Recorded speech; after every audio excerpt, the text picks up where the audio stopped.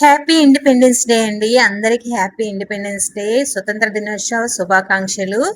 ఇంకా ఈరోజైతే నేను ఇంట్లో ఉన్న చిరుధాన్యాలతో ఇలా చేశాను.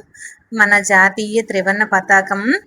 ఈ రోజైతే ఒక గృహిణిగా అయితే ఆలోచించానండి. ఇంట్లో ఉన్న వీటితో ఇలా కూడా చెయ్యొచ్చు అనేసి ఒక ఆలోచనతో కూడా ఇలా చేశాను.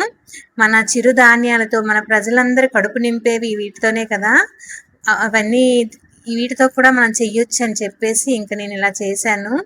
ఇలా చెయ్యొచ్చో లేదో నాకు తెలీదు. తప్పు ఉంటే క్షమించండి. నేనైతే ఒక మంచి ఆలోచనతోనే అయితే చేశాను.